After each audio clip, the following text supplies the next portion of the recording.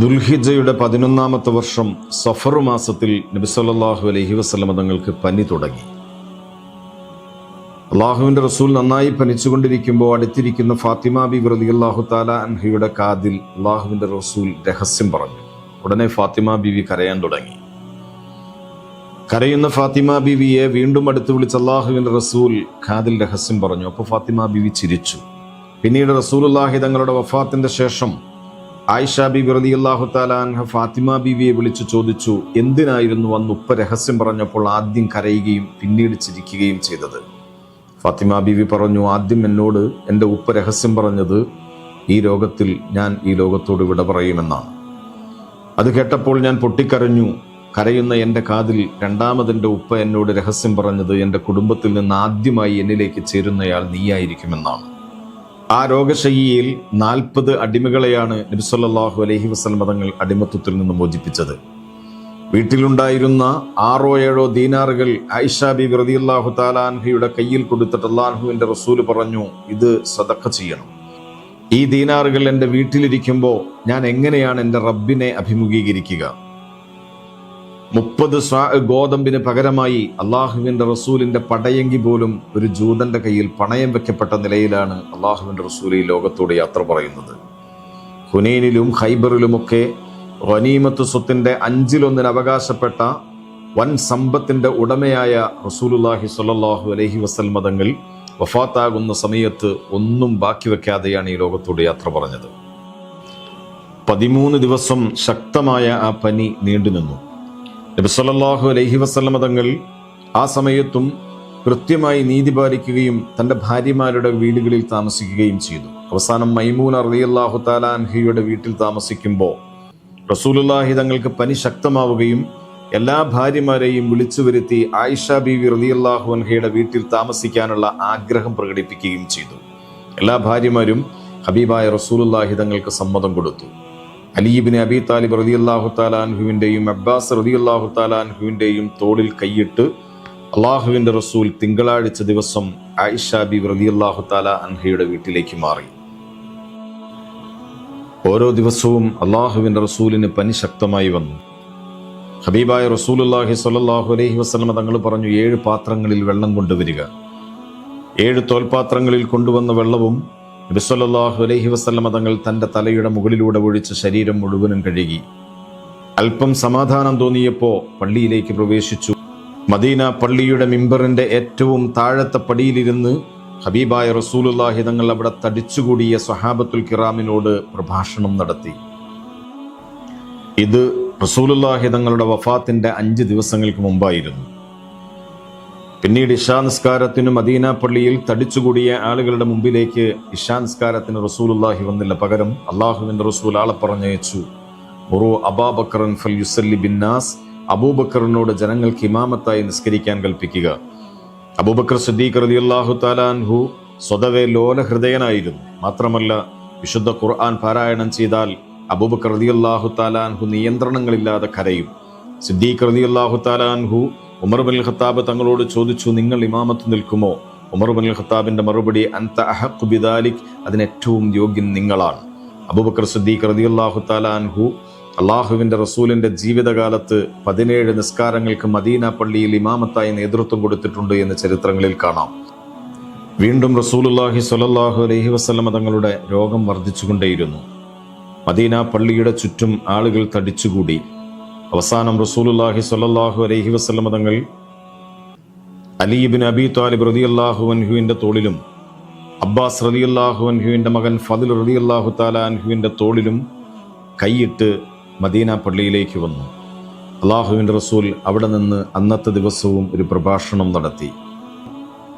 ഹിജ്റയുടെ 11-ാം വർഷം റബീഉൽ അവൽ 12 തിങ്കളാഴ്ച ദിവസം മഹാനായ റസൂലുള്ളാഹി സ്വല്ലല്ലാഹു അലൈഹി വസല്ലം തങ്ങൾ ആയിഷ ബീവി റളിയല്ലാഹു തആല അൻഹയുടെ ഹുജറയുടെ വിരിപ്പ് മാറ്റി മദീന പള്ളിയിലേക്ക് നോക്കി.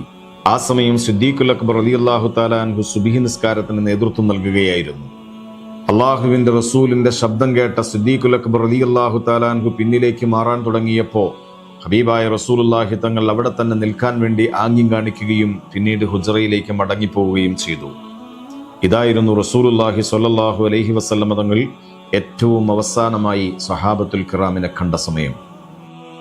ഹുജറയുടെ അകത്തേക്ക് കിടന്ന റസൂലുള്ളാഹി തങ്ങൾ ആയിഷ ബിബി റളിയല്ലാഹു തആല അൻഹയുടെ നെഞ്ചിലേക്ക് ചാരിക്കിടന്നു. ആ സമയം ഫാത്തിമ ബിബി റളിയല്ലാഹു തആല അൻഹ കരയാൻ തുടങ്ങി. വാ കർബ അബാ, എൻ്റെ വാപ്പയ്ക്ക് എന്ത് വിഷമമാണ്. അല്ലാഹുവിൻ്റെ റസൂൽ മറുപടി പറഞ്ഞു, ലാ കർബ അലാ അബീകി ബഅദൽ യൗം, മോളെ, ഇന്നത്തെ ദിവസത്തിന്റെ ശേഷം നിന്റെ വാപ്പാക്ക് പിന്നെ ഒരു വിഷമങ്ങളുമില്ല. ഈ സമയം സിദ്ദീഖുൽ അക്ബർ റളിയല്ലാഹു തആല അൻഹുവിന്റെ മകൻ അഥവാ ആയിഷ ബിബി റളിയല്ലാഹു തആല അൻഹയുടെ സഹോദരൻ അബ്ദുറഹ്മാൻ ഹുജറയുടെ അകത്തേക്ക് കടന്നു വന്നു. അല്ലാഹുവിന്റെ റസൂലിന്റെ കണ്ണുകൾ അബ്ദുറഹ്മാന്റെ കയ്യിലിരിക്കുന്ന മിസ്വാക്കിലേക്ക് പോകുന്നത് കണ്ട ആയിഷ ബിബി റളിയല്ലാഹു തആല അൻഹ അബ്ദുറഹ്മാന്റെ കയ്യിൽ നിന്ന് ആ മിസ്വാക്ക് വാങ്ങുകയും അവിടുത്തെ ഉമിനീര് കൊണ്ട് നനച്ച് അല്ലാഹുവിന്റെ റസൂലിന് മിസ്വാക്ക് ചെയ്തു കൊടുക്കുകയും ചെയ്തു.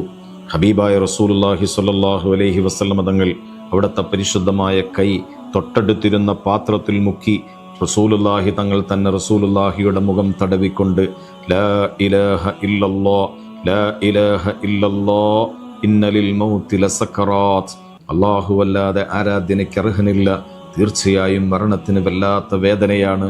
ഫിർ റഫീഖിൽ അഅ്ലാ, ഫിർ റഫീഖിൽ അഅ്ലാ, അല്ലാഹുവിൻ്റെ ഉന്നതമായ പദവി സ്വീകരിച്ച ഉന്നതരായ കൂട്ടുകാരോടൊപ്പം എന്ന് പറഞ്ഞ് ആകാശത്തിലേക്ക് കൈ ഉയർത്തി.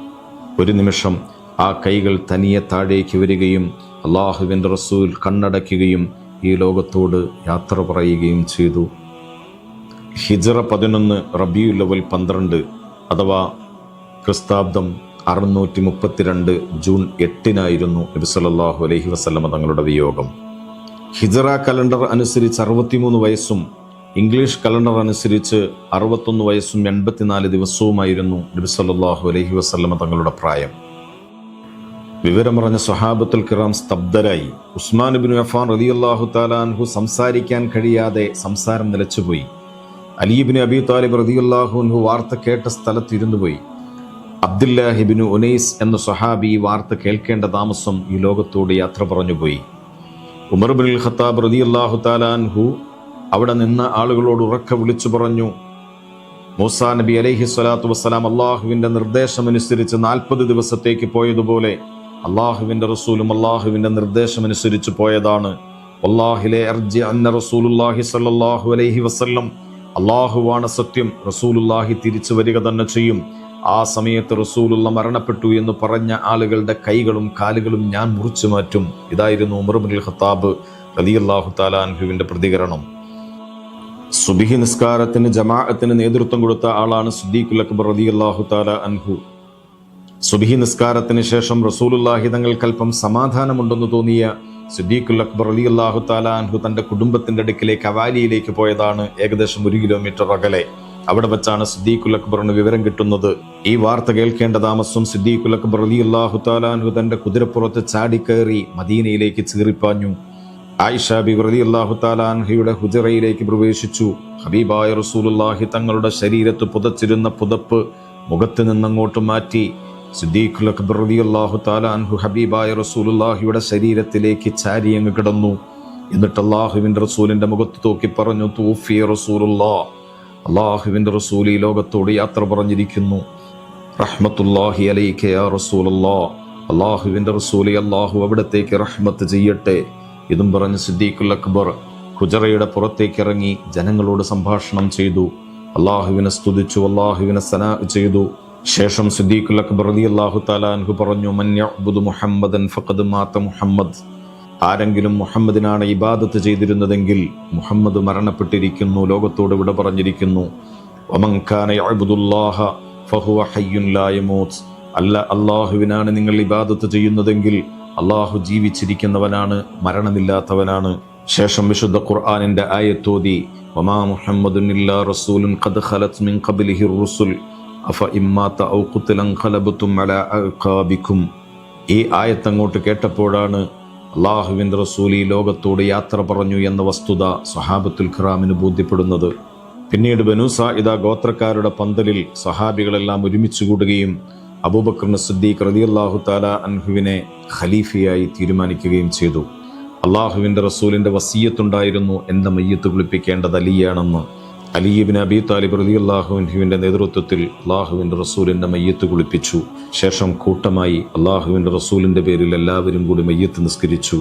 അമ്പിയാക്കൾ ഏത് സ്ഥലത്താണോ വഫാത്താകുന്നത് അതേ സ്ഥലത്ത് തന്നെ ഖബറടക്കപ്പെടണം എന്ന നിയമം അനുസരിച്ച് റബീഉൽ അവ്വൽ 14 ബുധനാഴ്ച രാത്രി മഹാനായ ഹബീബ് മുഹമ്മദ് റസൂലുള്ളാഹി സ്വല്ലല്ലാഹു അലൈഹി വസല്ലമ തങ്ങൾ വഫാത്തായ ആയിഷ ബീവി റളിയല്ലാഹു തആല അൻഹയുടെ ഹുജറയുടെ അകത്ത് ഖബറടക്കപ്പെടുകയാണ്. അല്ലാഹു സുബ്ഹാനഹു വ തആല ആ ഹബീബായ റസൂലുള്ളാഹിയോടൊപ്പം നാളെ ജന്നാത്തുൽ ഫിർദൗസിൽ ഒരുമിച്ച് കൂടാൻ നമുക്കും നമ്മുമായി ബന്ധപ്പെട്ടവർക്കും തൗഫീഖ് നൽകുമാറാവട്ടെ. അള്ളാഹുവിൻ്റെ റസൂലിനോടുള്ള മഹബ്ബത്ത്, ആ ഇഷ്കും ആ ഒരു വല്ലാത്ത ഇഷ്ടവും, അതാണ് അള്ളാഹുവിൻ്റെ റസൂലിൻ്റെ ചരിത്രം ഇതുവരെ കേൾക്കാൻ നമ്മെ പ്രേരിപ്പിച്ചത്. ആ മഹബ്ബത്തിൻ്റെ പേരിൽ ജീവിതകാലത്ത് കാണാൻ ഭാഗ്യം ലഭിക്കാതിരുന്ന നമുക്ക് അള്ളാഹുവിൻ്റെ റസൂലിൻ്റെ റൗള കണ്ടുകൊണ്ട് കാണാനും നേരിട്ട് റസൂലുള്ളാഹി തങ്ങളുടെ സമീപത്തെത്തി അസ്സലാമു അലൈക യാ റസൂലല്ലാഹ് എന്ന് സലാം പറയാനും അല്ലാഹു തൗഫീഖ് നൽകി അനുഗ്രഹിക്കുമാറാവട്ടെ. വ ആഖിറു ദഅ്വാനാ അൽഹംദുലില്ലാഹി റബ്ബിൽ ആലമീൻ. അസ്സലാമു അലൈക്കും വറഹ്മത്തുള്ളാഹി വബറകാതുഹു.